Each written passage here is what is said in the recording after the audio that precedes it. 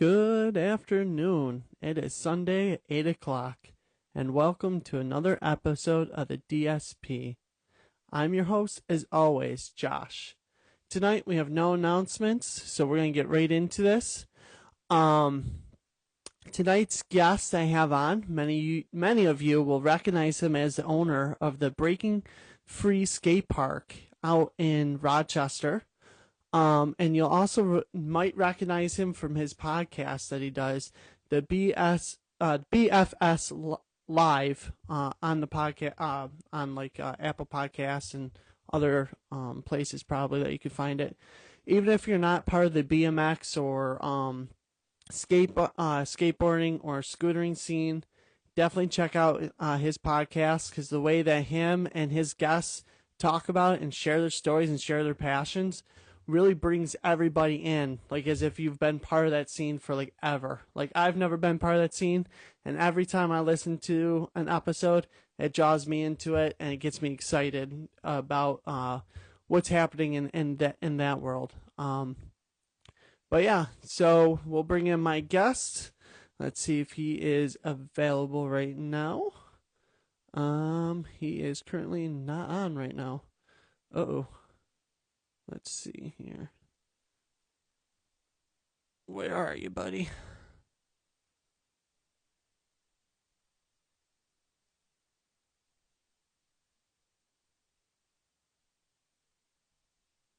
All right, well, we wait for him to become available. I'll just talk about this past weekend. Yesterday was round 2 of the point series out at Joseph Davis. It got moved to there from ECP, which I'm glad. I will take Joseph Davis over ECP any day of the week. ECP is a good league course in my opinion, but terrible tournament course. So it got moved to Joseph Davis. I didn't play as well as I was hoping or thought I was going to play. I was hoping to score well on a lot of the hybrid holes, which was not the case at all.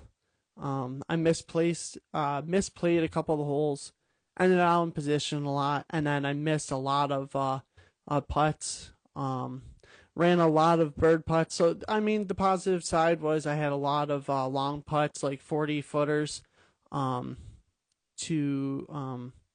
look at bird. Like, obviously I'm not, more than likely not going to make it, because my zone, my comfort zone is about 20 feet from the basket. We're working on that, but it felt good to have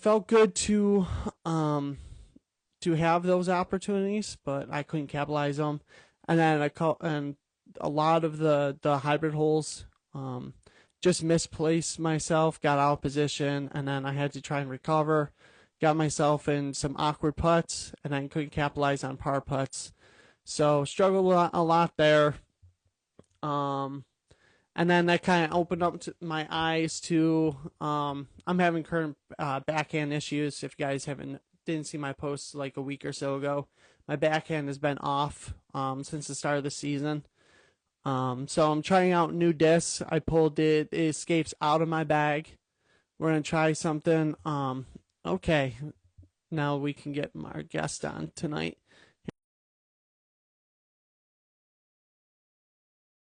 Escapes out of my bag because of backhand issues. So I sent the invite, so we'll wait for the guest to hop on. But yeah, I pulled the escapes out of my bag currently. Because they're not flying right. There he is, the man of the hour. What's going on, buddy? How you doing? You hear me all right? Yep, I hear you good. Great. So, introduce yourself. Let's talk about the past sports that you've done, because you're one of the most intriguing guys that I know.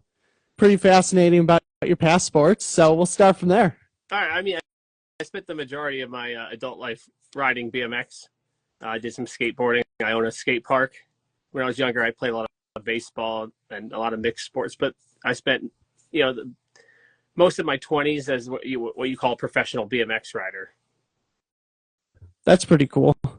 So, What made you go from a person who can look at a staircase and be like, oh man, this looks cool to jump, to, oh, I'm gonna go play disc golf? Like, how did that happen? Well, okay.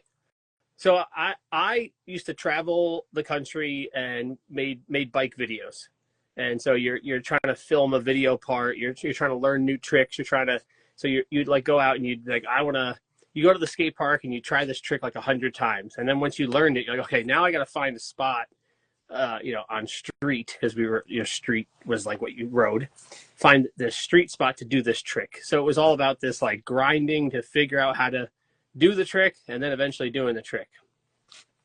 You fast forward, I opened the skate park and I made, I wouldn't say it's a mistake, but it could easily be considered a mistake by making your passion your job. And that kind of does suck a little bit of the passion out of it, right? So things got kind of stale with BMX for me, just because I'm at a skate park all day, every day. It's my job. So I started looking for other things that were, like BMX, which would be, I would define as progression-oriented sports. And, I did some bouldering for a little bit. I got really into mountain biking for a little bit. And eventually, my wife, now wife, at the time girlfriend, she played disc golf. And she was like, hey, let's go over to Ellison Park and play disc golf. And I'm like, what the hell is that? And I was like, sure, whatever. I like doing random stuff. So we went over to Ellison Park and she had what'd she have? A DX Wolf. And I thought, I was like, I'll just find a disc somewhere. Like you'd find a ball on the side of like a fairway and a ball golf course, which was like kind of naive, but also like possible you could. So she was just throwing discs around and I was like looking in the weeds for a disc. Eventually, I swear to God, this is how it went.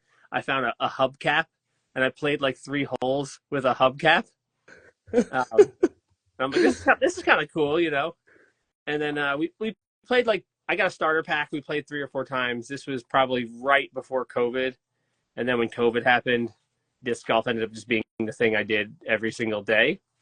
And coming from very technical BMX skateboarding, the idea of just like, why can't I throw this frisbee the same way twice is incredibly frustrating, So I would just grind. I go out and do field work 3 or 4 times a week, throw like 100 drives, 100 forehands, 100 backhands, just trying to get the same replicable motions that I was capable of doing in BMX. Still can't do that, but I try. I mean, your backhands look effortless. Like, I'm so jealous because, as you know, we've been talking. My backhand's just complete trash right now, and it's been for a while. And then I watch your videos of you just take a couple steps, you just yeet it out there like almost 400 feet, like it's nothing. It's crazy.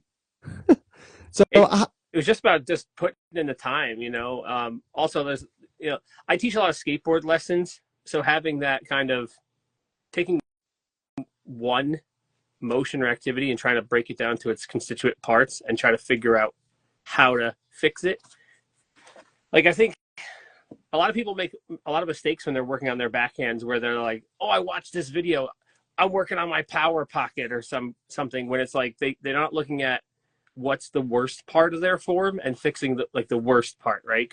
Or like people like, I'm working on what I'm doing with my non-throwing hand. It's like, who cares what you're doing with your non-throwing hand? You're throwing 300 feet. Like, yeah. Like, that's not your problem, Yeah. Yeah, I don't even know where to start with mine because you've seen it. It's just chaotic, and it somehow works sometimes. Other times it's just, So,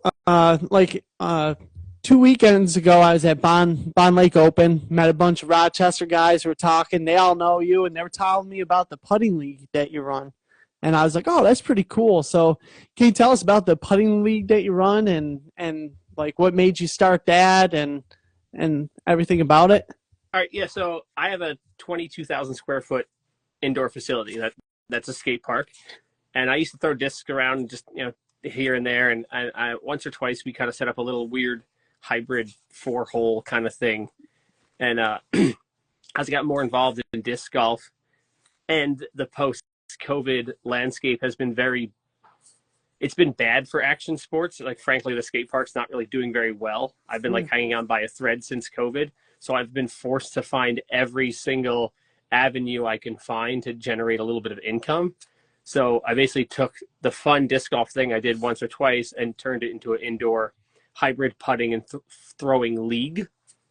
And it does generate pretty good revenue for me, which is like something in disc golf that's kind of like faux pas. People aren't supposed to make money in disc golf. It's like a weird thing where like tournament directors aren't supposed to make money, which is like, I think it's kind of bullshit. Like it's a lot of work, a lot of logistics. And then like I just think people who do management and organizational work should get paid.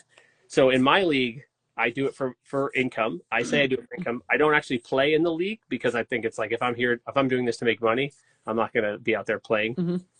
But it is a mix of hybrid of putting and throwing.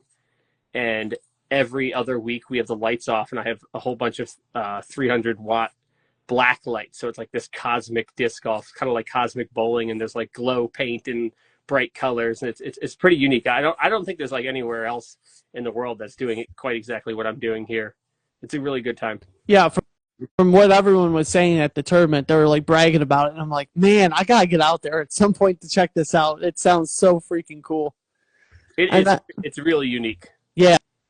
That's what everyone was saying. And I was like, yeah, definitely. That's on the list. Definitely got to get out there. It's so sick. Like you played with Wolfschlager and he always wears crazy colors. So in the black light, he's glowing like he's at the club. So I got like music playing. It's dark. I'm selling beers on the side. It's like a party, man. It's pretty. Yeah, that sounds awesome. So, what is the disc golf scene like out in Rochester? Because it sounds like there's not many tournaments at like great courses like Shadow Pines, and like that's kind of what I was hearing. But I'm not from there, and I travel out there once in a while to play a course or two. But like, what is the scene? Is it kind of like here where there's tournaments like every weekend, or? Well, I think both Rochester and Buffalo have really pretty strong disc golf scenes. I'm going out to Syracuse once a month for work, and I was trying to look up if there was like leagues and stuff, and I really couldn't find a lot of information.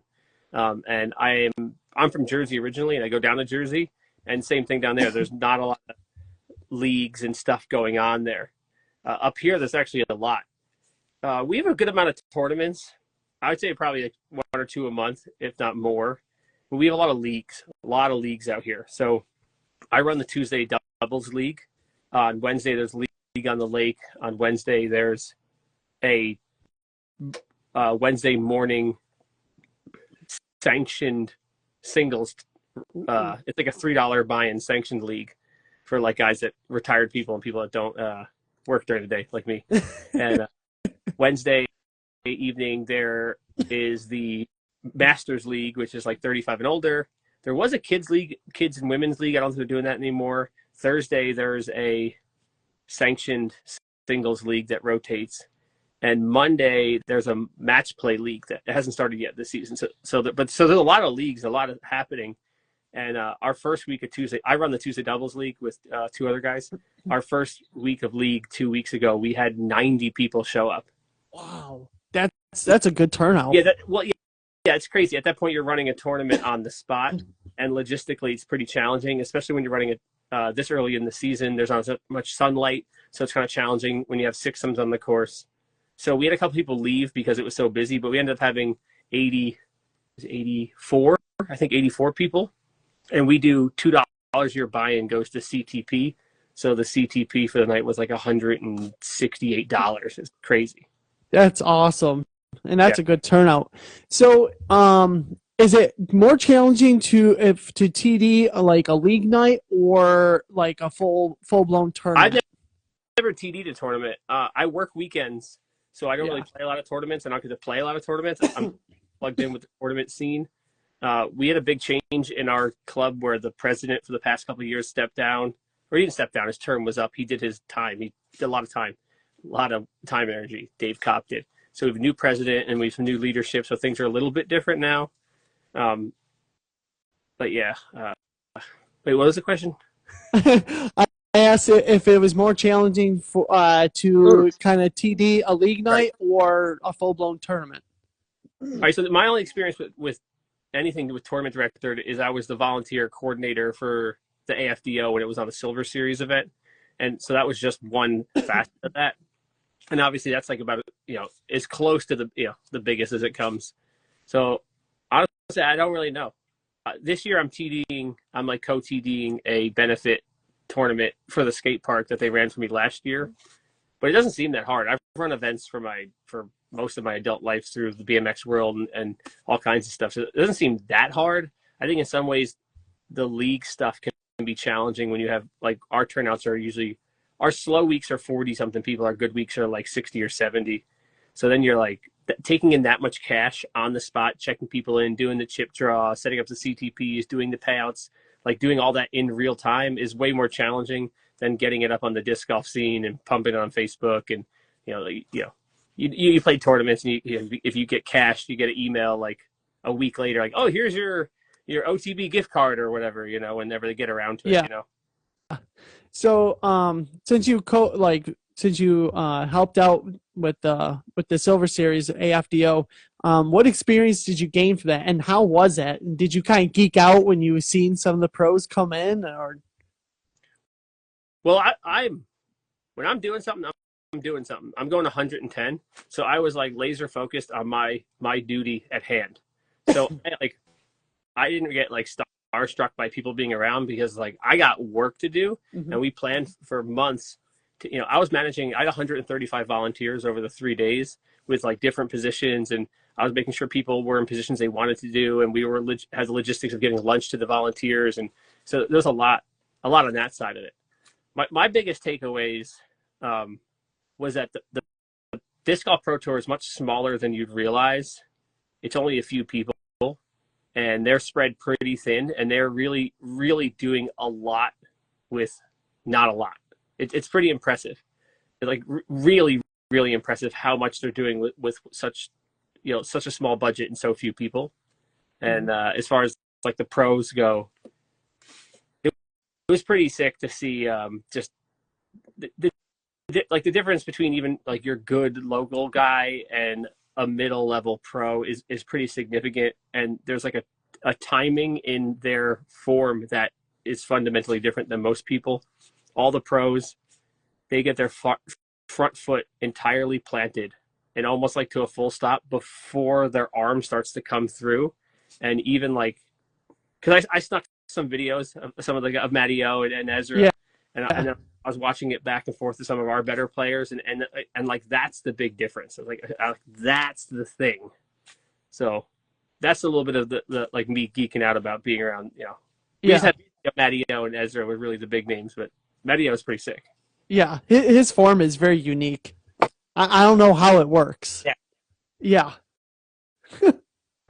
So, after seeing them plant that full foot, have you been trying to implement that into your form, or have you been trying to? Yeah, it's something I've always done. Like as you said earlier, I have a really, really walk up. I almost don't use my lower half. It's really just to get my feet and lower half in the position to pull through. And anytime I've tried to engage my lower half or throw my hips more, things just get worse. Yeah. For me, primarily just throw with my upper body. Yeah. I have a similar issue. I think I don't know what I do. I don't know. I'm a forehand dominant player, so forehand's much easier for me. Backhand, I'm just clueless. I don't know. It seems to me the biggest issue with the front foot timing is, you end up like having this pivot on your hips, right? If your front foot is fully planted and all your weight is into your heel, like the plane of your hips will stay where it's at. Versus if you're starting to bring the upper body through before the front foot's down, the plane of your hips will do kind of this because the timing's weird, and then that your hips pitching forward or back will make you throw arm up or arm down. At least it's what I suspect. Yeah, that's interesting. I never really thought of it that way. That's pretty cool. I like that. So obviously you watch coverage. Like, do you watch more MPO or FPO, and do you watch post coverage, or do you watch it live? I pretty much never watch post coverage anymore. I only watch live. And as I said, I work weekends, so I have off network up on the TV at the skate park. So I'm kind of like half watching. So I'll have FPO on and MPO on. And sometimes, especially now that I'm in the summer, I close earlier so I can go home and like the last couple holes, I'll actually be able to kind of sit down and watch or listen to it while I'm kind of doing stuff at home, making dinner or whatever. But yeah, live, I think live is the best. Post is okay, but it doesn't quite like live. Yeah, yeah, I agree. Like I like live when I can catch it, but most of the time because of tournaments and stuff, I end up having to watch post. So, speaking of coverage, did you watch the Kristen Lat foot fault? I wasn't looking at the TV when that happened, but I've seen everyone talking about it, and I've listened to all the podcasts this week about it. Yeah, so have I. So where do you stand on it? Because I'm kind of mixed with it. Yeah, I would say so. Mixed. It's like it seems unfair if you can't have a marshal on every card, but also the idea that if your lead card major final round, like there's more pressure. But then people share the videos of other people foot faulting it, and they're just egregiously bad. Yeah. It's and the PDJ historically hasn't been great with their PR when the shit like this happens. You know, so I don't really have an opinion one way or another. Honestly, it's just the content is good for the content for the podcasts out there to have something exciting to talk about. Yes. Yeah. Any type of kind of like we'll call it like an oopsie thing happens during coverage and stuff. I would say that's pretty good for the sport because it brings in a lot of attention to it. It was really tough because the one thing that really irked me was Andrew Marweed had a really bad one on hole 18, a couple hours later. Yeah. And in that scenario, he was kind of behind the tree. Because, I generally don't care about foot faults unless it looks like someone's in a position where they're trying to gain a competitive advantage. If you're in the middle of a fairway and your foot's off or you hit your disc, who cares? If your foot slipped into the disc, you probably threw a worse shot, right? But if you're behind a tree like Marweed was, in that scenario, that's where a marshal and the card mates should be watching because, if we're not watching, if he plants 6 inches to the right, he gets around that tree a little, Yeah. So, yeah. Yeah. It's tough. So, who's your favorite player? Oh, I think I already know that one. I love Ricky. I like Matty O a lot, but yeah. What's your Ricky? I like all Ricky, I like Innova Ricky because I like pigs and stuff, but Ricky just gets it done, he's got the huck face. It's just his form isn't perfect, but he's just fucking sending them out there. Just his game, when there is nobody as exciting as when Ricky's on. Yeah. All's close, but when Ricky's on a heater, it is unparalleled. Yeah, he gets the crowd into it. He's fist pumping, everything. Yeah. Where Gannon Bird just kind of stands there I can't stand Gannon Bird. Yeah, no emotion, and then he always cries or has an excuse why he did bad. Just say you had an off week. It's fine. Gannon is fun to watch when he's chasing down the lead, but he's so boring to watch when he's in the lead. Yeah, it's so lifeless and mechanical and okay, boring. But when he's chasing someone down, he's like, oh, I gotta go for the shot. You get pretty exciting golf out of him. Yeah. Yeah, I never noticed that when he's chasing people down because he's either on or completely just nowhere to be found. Yeah, he's kind of like AB in a way, either on or just nowhere to be found. AB's pretty sick. This version of AB, when he's just fucking sending those Lunas out 400 feet, it's crazy. Yeah, Lunas are putters, right? Yeah. I mean, they go pretty far. They're putters that fly mid ranges, but the way he throws that yellow Big Z Luna is I was like, man, maybe I need to get a Luna, Yeah, maybe that'll fix my backhand. So I think it was either last week or 2 weeks ago on your podcast, you and your guests were talking about early 2000s BMX and how it grew, and you weren't expecting it to grow so much. Where somebody was telling you, "Oh yeah, it's gonna split," and it surprised you, but and it got really really big. So, and what does disc golf have to do to in your opinion, to eventually get that type of growth? Because it seems like after the COVID boom, disc golf has basically just hit the plateau.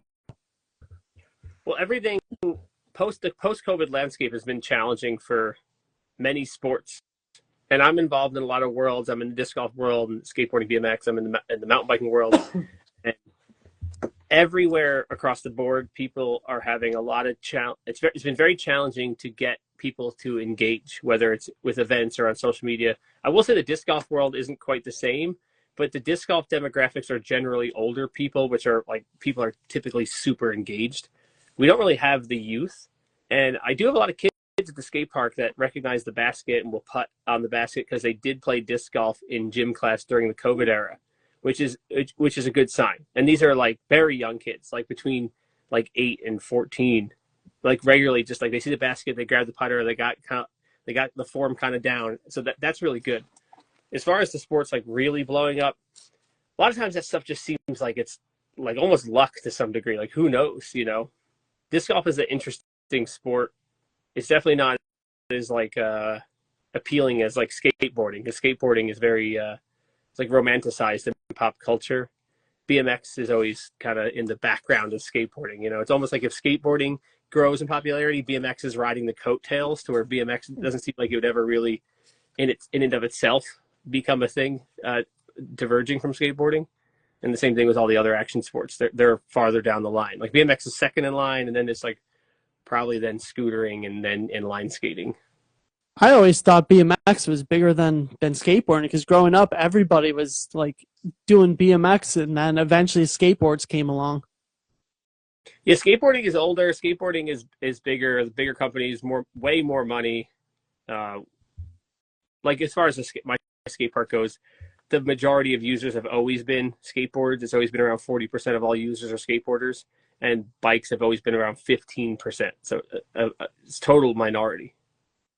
That's interesting. I would have always thought the other way. That's really cool. Yeah.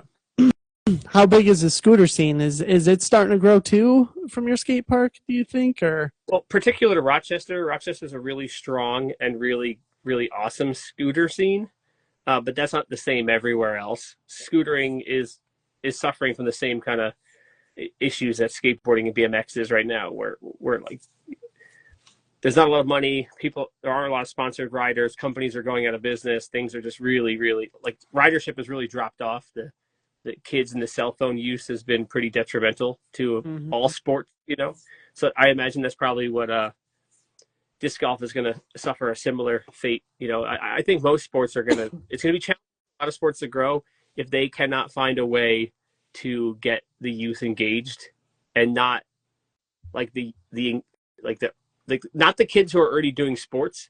You have to try to get the kids who aren't doing sports somehow interested in these sports. Yeah. I don't know what that would be, whether it's like somehow getting disc golf in Fortnite or something like there's things that can be done to get in front of the eyes of those kids. I don't know what those things are, but if we don't do that, we're just going to lose more kids to the cell phone world. Yeah. Really. And I mean, like what I've been noticing, it seems like colleges are giving out scholarships and stuff to get disc golfers to their college. When I was looking at college back in like 2010, that was not even a thing. So, I mean, for kids that aren't going to make it in their sport, they should possibly look at disc golf as an opportunity to get that scholarship. Yeah, that's probably one of the areas of growth that we really have on our side is the collegiate sports. And like all things considered, like disc golf's pretty easy. Like I know that people might not like hearing that, but like compared to other sports, like if you're athletically inclined, you can come into disc golf in like 2 years. You can be pretty darn good if you come into it with an athletic mindset and you want to grind and do the work. It's pretty easy to get pretty good at disc golf compared to other sports. Yeah, like if you were to give me a disc like 2 years ago when I started or BMX bike, I'm obviously going to be better at the disc golf than the BMX biking. Yeah, and low risk, high reward. You know, it's not like BMX or skateboarding where it's like the risk and reward math is, you know, as you get older, it's like a lot of stuff isn't worth the risk anymore for me to do on my bike. It's like I can still do it. I know I can do it, but like it's not, you know, the spill isn't worth the thrill, you know? Yeah, for sure. So what is your favorite disc golf course out by you? Well, it's Shadow Pines. Shadow Pines is just absolutely incredible with the different layouts and the 3 tee pads in every hole. And the engagement we have with the town is absolutely incredible. The town, like all the guys in the work crew, they play disc golf now. The town is just like you could not hope for a municipality to be more engaged with a particular sport. They love us. They like my name has come up on like Penfield Town board meetings as this guy Steve Van Hall. He plays. He's on the town board, and he's just like all gung ho about it. They love it. You know, the fact that Shadow Pines was it made the top 100 courses played in America and the top 100 in the world. Sorry, it was like 21 or 21st in the United States and like number one in New York. You know, like that, and it estimated what was it 35,000 rounds were played there last year on UDisc. It was crazy. Wow. Yeah, that and I played it a couple times. I definitely got back out there this year, but it's really cool how it was it an abandoned golf course or just a foreclosed golf course that they converted to disc golf? Directly next to Shadow Pines is a quarry. When that quarry got put in, whatever that was, the town told the quarry they had to buy the adjacent properties and make, I guess, I don't know how the logistics work out, but basically there's a golf course on either side of this quarry that acted as a buffer between the town and the quarry, with, you know, because they're using dynamite and blowing stuff up in the trucks and whatever. And the one golf course last worked. It's still open. That one, it was Shadow Lake and Shadow Pines. Shadow Pines closed probably almost a decade ago, and then it's kind of just been sitting there fallow for quite a while. And it was going to get turned into housing. And Penfield are, you know, like middle class, upper middle class, and when they heard they might put in mixed housing there, including low income housing, a lot of people got really like, oh my God, what do you mean low income housing? So a lot of the neighborhood people started freaking out about it and started petitioning with the town, we should make it a park, because people were just using it as a park anyway. You know, the grass is overgrown, but the cart paths, people were just walking their dogs and doing whatever. And the town was down. So the town, I guess they bought the property. I don't know if they needed to buy it because it was probably seized and foreclosed. I don't know, but basically it became a park, and it's actually half the park. On the south side of that road there's a whole other side of the park that's it was the back nine of the ball golf course, and there has been nothing happened on that side of the park yet. Ooh. And they're going to put shared use trails and a bunch of stuff there, possibly another course, which would be really, really awesome. And that'll be cool. Has crazy topography. It goes down and up, and there's these gullies, and there's some woods, and there's a creek. There's actually a waterfall back there. It could be really, really incredible, but that's like way down the road. But the club, our local club, got really involved with the project because Jason Phelps, and we're like, hey, we'll do all the work, we'll do all the planning. All we want from the town is, you know, will you buy the baskets? And the baskets are relatively inexpensive for a town. You say, you know, 20 grand gets you 19 20 baskets with the practice baskets. And for a town, they're like, that's it, 20 grand? Like, and you need it next year? Okay, fine. So the disc golf club did all the work. We did our club finals, and we did some like doubles events and a couple pop-up tournaments, and used all the data from those tournaments to adjust the tee placements. And lots of days where I was out there with Jason and other people testing different tee locations. So the amount of community input that went into designing that course was pretty tremendous. And the way it's supposed to play, and it's actually pretty accurate, red tees are supposed to be 850 for par, white tees are supposed to be 900 for par, and blue tees are supposed to be 950 for par. And they play pretty darn close to that. Yeah. And yeah, every time I've been out there, it's been amazing. I love it. Yeah. It's always a little breezy. It's never too windy, but just enough wind that you have to think about. You know, there's tasteful OBs. The sand traps has the town actually. They dumped their old road salt into this old sand traps, which is environmentally kind of not so great, but it's great because all our sand traps on the course are just going to stay sand now because nothing will grow in there. So all the sand traps play is hazard. So there's not a lot of courses around that have hazard and OB. Yeah, and it seems like you could definitely like have some pretty cool safari layouts there too. Yeah, I made a safari layout there for our doubles finals last year that involved a couple temp holes and a couple safari holes, and it was like a huge hit. Like it was like everyone loved it. What was your favorite hole that you put together for that? Oh, there was a bunch of good ones, but we combined 12 and 13. 13 is the pond hole, and Yes. 12 is the one right before it, which is kind of like a low. You can go low tunnel up the middle or like big hyzer around it. But we played it as a par. We had it as a par 5 all the way down to over the pond. So it was like if you threw like a tremendous first shot, you could try to cover the pond in your second shot. It, so it was eagleable. But that was a pretty fun. We also played the red tee of 1 into the basket of 2, and the basket of 2 is down that like little sapling hallway. So you had to like basically throw a perfect setup shot to get down that hallway. That was a big hit as well. Yeah, that's definitely so cool. That would be fun to play a Safari laid out on. That'd be a blast. Final question I have for you. What is your overall goal in disc golf? Is it to grow the league scene, or is it like a personal goal, like I want to get to this rating, or? Well, I mean, generally, any community I'm involved in, I'm going to be involved in, right? I don't want to be someone that just uses the resources. I want to be someone that's creating the resources, right? So whether it's the skateboarding and the mountain biking or disc golf, I'm on the board for all 3 of those organizations. I've got our local skate. I'm on the board for Grok, our mountain bike group. Our season kickoff party is tomorrow.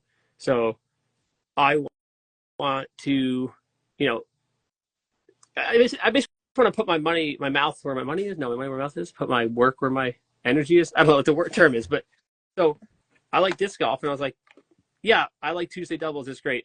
I'll help run it. They put out a thing, hey, can someone help? Sure. And now 2 years later, I basically run the whole league.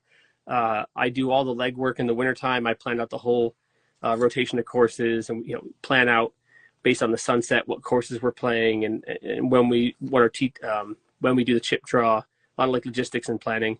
I like doing that stuff. So my goal is always to be involved in the communities in which I'm passionate about. Mm-hmm. And communities usually end up giving back to me because they see that. I'm sure you got a couple guys in Buffalo who are running the leagues or doing the TDs. And like, oh yeah, it's that dude and that dude. Those, if it wasn't for those 3 dudes, it wouldn't happen. Yep. And generally, whether it was in my days in BMX or in disc golf, it's like, if I think there's something cool, it'd be cool if someone did that. It's like, well, I'm going to be the guy to do that because I wish someone else would do it, so I'll do it. And then hopefully one day someone else does it, and then I can just enjoy it. So it's always about, fostering that scene within your local community, whatever it may be. As far as my own personal play, obviously I want to play well.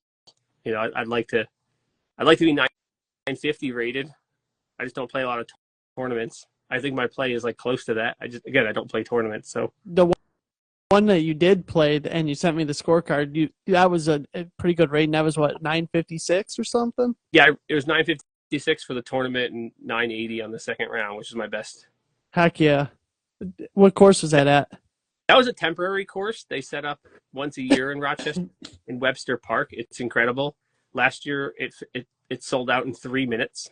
Oh, wow. Yeah, and then they ended up doing 5 sums to get more people in, and it played really slow. So this year they did 2 days. They did a shorter tee Saturday for AM division, then a longer tee for advanced and pro divisions on Sunday, which worked out good because Sundays are easier for me to get off work. So I played that, and it was great. Nice. The one tournament I played this year, played it last year. Those are the last 3 tournaments I played was that tournament. Perfect. It's awesome. Yeah, It's a really, really sick course. that's pretty cool. Before I let you go, you got any questions for me? Geez, I don't know. How's the podcast going? It's slowly going, I guess. I mean, I get more post views than people watching live, and it's kind of fun. So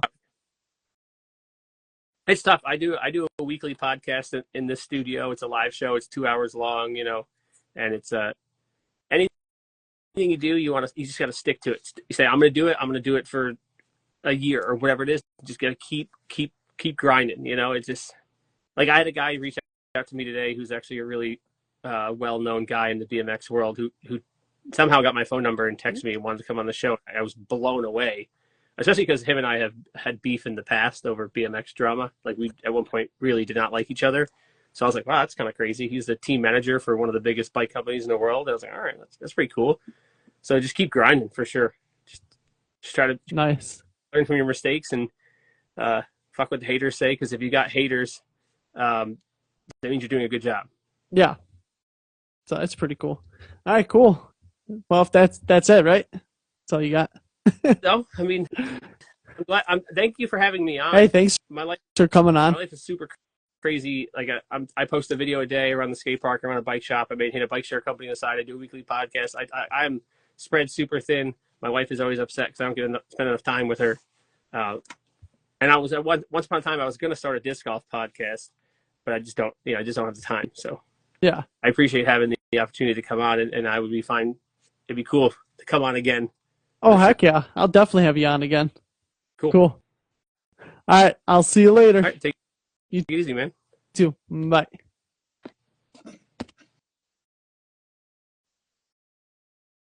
All right, cool. Thank you for tuning in. Happy Mother's Day to any mothers that tuned in and watched. I highly doubt any did, but happy Mother's Day. I'll see you all next week.